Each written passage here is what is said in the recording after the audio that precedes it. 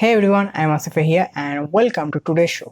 আজকে আমি কথা বলবো ফ্যাশন ইন্ডাস্ট্রির সবচাইতে বড় ইভেন্ট নিয়ে, যার জন্য বড় বড় সকল ফ্যাশন হাউস সারা বছর ধরে অপেক্ষা করে, আর সেটা হলো মেট গালা।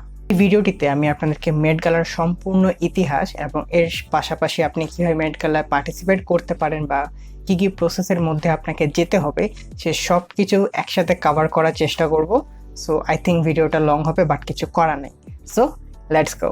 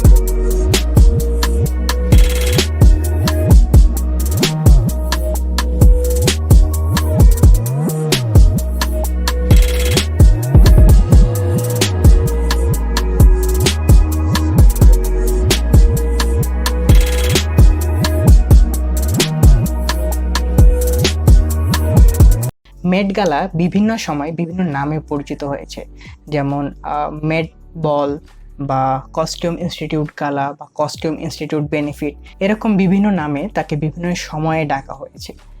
সো মেট গালাটা অ্যাকচুয়ালি কি? দেখেন, গালা বলতে সাধারণত কোনো ইভেন্টকে বোঝায় বা কোনো উৎসবকে বোঝায়।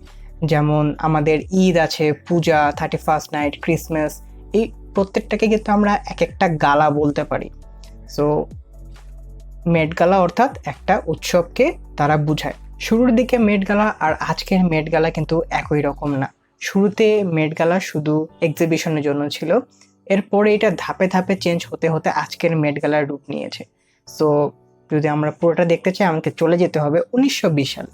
1920 সালে theatre producer Lauren Lewisohn and stage designer Aline Bernstein the Met costume institute হোল্ডিংসের সূচনা করে। তারা তো মূলত ছিল যে প্রডিউসার অ্যান্ড স্টেজ ডিজাইনার।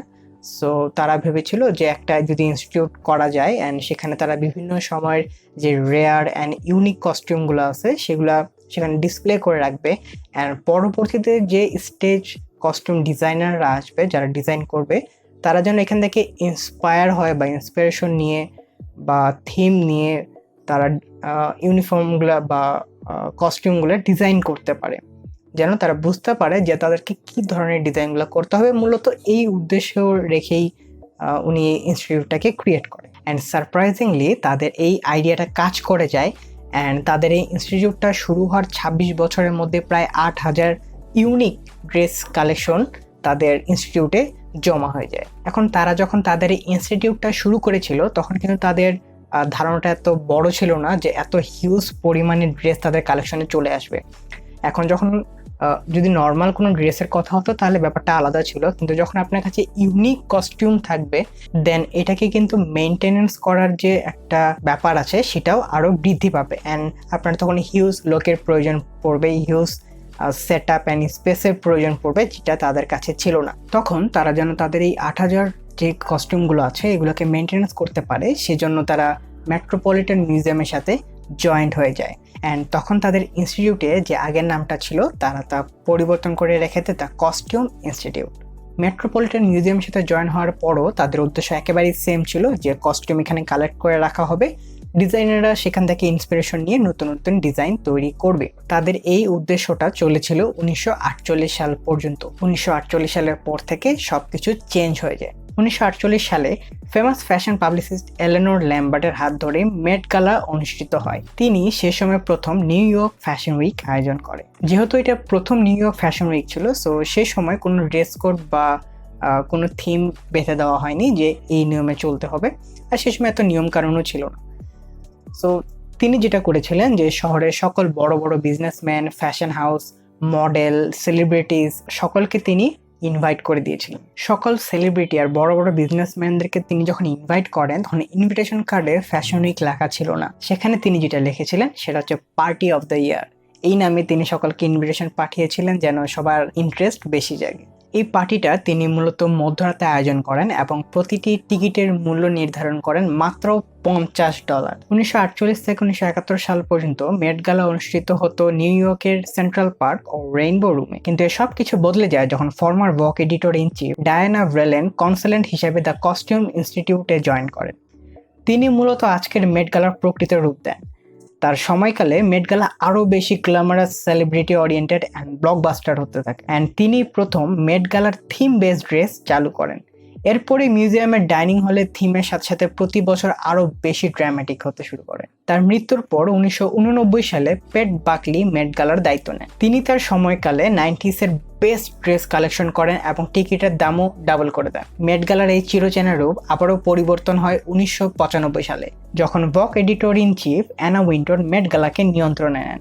তিনি ভগ ম্যাগাজিনের লুক পরিবর্তনের পাশাপাশি আজকের দিনের মেট গালার জন্ম দেন। শুধু তাই না, তিনি মেট গালার সকল গেস্টের লিস্ট তাদের ভগ ম্যাগাজিনে পাবলিশ করা শুরু করে, যেন তারা স্পেশাল ফিল করে অ্যান্ড এটার ভ্যালুটাও বৃদ্ধি পায়। এরই সাথে সাথে তিনি যা করেন, টিকিটের মূল্য $1000 করে দেন। এতদিন মেট গালা অনুষ্ঠিত হতো ডিসেম্বর মাসে, কিন্তু 1999 সালে ইনস্টিটিউটের কিউরেটর রিচার্ড মার্টিনের মৃত্যুর পর মেট গালা 2001 সালে স্প্রিং সিজনে নিয়ে যাওয়া হয় এবং মেট গালার তারিখ মে মাসের প্রথম সোমবার নির্ধারণ করা হয়। শুধু তাই নয়, মেট গালার সিজন ও তারিখ পরিবর্তনের সাথে সাথে গতানুগতিক এন্টারটেইনমেন্টের ধরনও বদলে যায়। এই সময় পার্টি গেস্টদেরকে ফেমাস তারকাদের গান পরিবেশন করা হয়। তবে এই সব কিছুর থেকে সবচেয়ে হাইলাইটেড যে পার্ট, সেটা হচ্ছে red carpet show. Red carpet শোতে মূলত প্রতিটা ফ্যাশন হাউস তাদের জাদুময়ী যে ড্রেসগুলো বা যে কস্টিউমগুলো থাকে, যেখানে তারা বছর ধরে কাজ করে, সেগুলোকে তারা শো করে সকলের সামনে। এটা জাস্ট একটা কম্পিটিশনের মতো, যেটা প্রতি বছর বড় বড় ফ্যাশন হাউসরা করে থাকে, যে কার থেকে কে বেটার কস্টিউম ডিজাইন করতে পারে। প্রতি বছর মে মাসের প্রথম সোমবার অনুষ্ঠিত হলেও গত বছরে কিন্তু ডিসেম্বরে অনুষ্ঠিত হয়, বিকজ করোনার কারণে তারা এক বছর করতে পারেনি। সো প্রথমে যেটা ছিল যে তারা ডিসেম্বরে করতো, দেন তারা তাদের এই সূত্রটাকে ধরে আবারও ডিসেম্বরেই করে। অ্যান্ড 2021 সালে ডিসেম্বরে করার পর 2022 সালে, অর্থাৎ কিছুদিন আগে, তারা আবারও মে মাসের প্রথম সোমবার এটা অনুষ্ঠিত করে। এবার আমি আপনাকে জানাবো যে আপনি কিভাবে মেট গালায় এন্ট্রি নিতে পারবেন। এখন মেট গালা হচ্ছে একটা মেট্রোপলিটন মিউজিয়ামের চ্যারিটেবল ইভেন্ট। সো বেসিক্যালি আপনি ডোনেশন করবেন অ্যান্ড এটার বিনিময়ে তারা আপনাকে এন্ট্রি দিবে। ব্যাপারটা এরকম হলেও এতটা সহজ না। আপনি যদি মেট গালায় এন্ট্রি করতে চান, তাহলে আপনাকে পার পার্সন $30,000 ডোনেশন দিতে হবে, যা বাংলাদেশি টাকা দাঁড়ায় 25,54,046 টাকা। এটা তো গেল মাত্র একটা সিটের মূল্য। এখন আপনি যদি চান যে আপনি পুরো একটা টেবিল বুক করবেন, তাহলে এর জন্য আপনাকে পে করতে হবে $2,34,12,086 টাকা মাত্র। এইবার ধরে নেন যে আপনি সেখানে যাওয়ার জন্য খুবই মরিয়া। সো আপনার বাপ দাদার অর্ধেক প্রপার্টি বিক্রি করে দিয়ে যেমন করেই হোক অলমোস্ট টাকা আপনি ম্যানেজ করে ফেলছেন, আপনি এখন যাবেন। তাহলে আপনার কি মনে হয় যে আপনি জাস্ট একটা টেবিলের টিকিট কেটে সেখানে যেতে পারবেন? না, ইভেন আপনি টেবিলের টিকিটটা কাটতে পারবেন না যদি আপনার কাছে শুধুমাত্র টাকা থাকে। তাহলে মেট গালা প্রতি বছর অ্যারাউন্ড 600 থেকে 700 জন গেস্ট অ্যাটেন্ড করে, অ্যান্ড তাদের ক্যাপাসিটি এই 600 থেকে 700 জন। বর্তমানে সারা ওয়ার্ল্ডে অনেকের কাছে অনেক টাকা আছে। সো আপনার কাছে টাকা আছে দেখে আপনি চাইলেই এখানে চলে যাবেন, এমনটা তো ভাইয়া হবে না। মেট গালাতে কে কে ইনভিটেশন পাবে বা কে কে টিকিট কিনতে পারবে, এটা সম্পূর্ণ নিয়ন্ত্রণ করে ভগ ম্যাগাজিনের editor in chief Anna winter.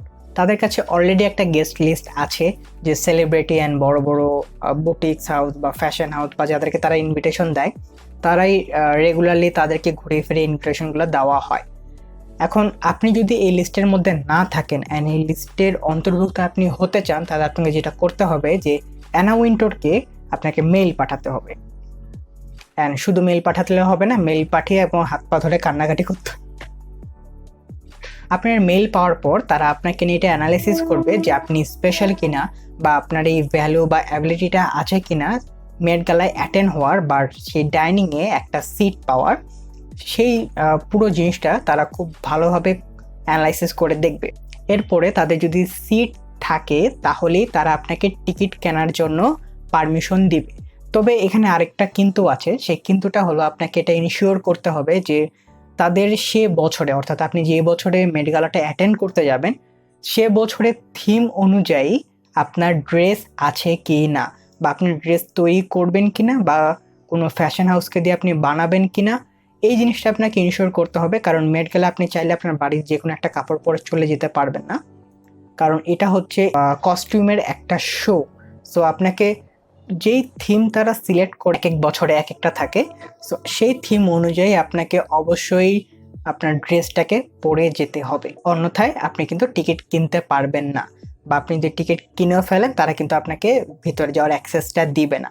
And আরেকটা জিনিস, আপনার বয়স অবশ্যই 18 হতে হবে, নাহলে আপনি সেখানে অ্যাটেন্ড করতে পারবেন না। আমি এখন ভিডিওর একেবারে শেষ পর্যায়ে চলে এসেছি এবং যাওয়ার আগে আপনাদেরকে একটা গুড নিউজ দিতে চাই যে হতাশার কিছু নাই। আপনি যদি তাদের গেস্ট লিস্টে এই প্রতিটা ফরম্যাট ফলো করে অ্যাড না হতে পারেন তাহলে আপনার জন্য আরেকটা সুবর্ণ সুযোগ আছে। সেটা হলো তারা প্রতিবার মেট গালায় অলমোস্ট 225 জনের মতো photographer, reporter, social media influencer এদেরকে তারা ইনভাইট করে সেখানে নিয়ে যায়। অ্যান্ড আপনি যদি এগুলোর মধ্যে কোনো একটা হন তাহলে আপনি এখানে একটা চান্স নিয়ে দেখতে পারেন। তারা এতজনকে ইনভাইট করে কেন? কারণ মেট গালাতে সেলফি তোলা বা নিজেদের ছবি নিজেরা তোলা এটা সম্পূর্ণভাবে নিষিদ্ধ। সো তারা রিপোর্টার, ভিডিওগ্রাফার, ইনফ্লুয়েন্সার এদেরকে ইনভাইট করে যেন তারা ডকুমেন্টারি তৈরি করতে পারে, বিভিন্ন ভিডিও তৈরি করতে পারে এবং মেট গালার আরও বেশি বেশি করে প্রচারণা হয়।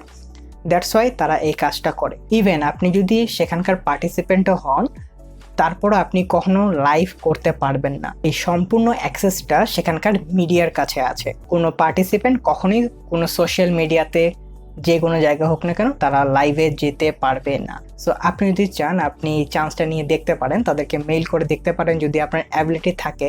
অ্যান্ড আপনি যদি অ্যাকচুয়ালি স্পেশাল হন তাহলে এখানে একটা পসিবিলিটিস আছে যে তারা আপনাকে নক দিবে। Good bye.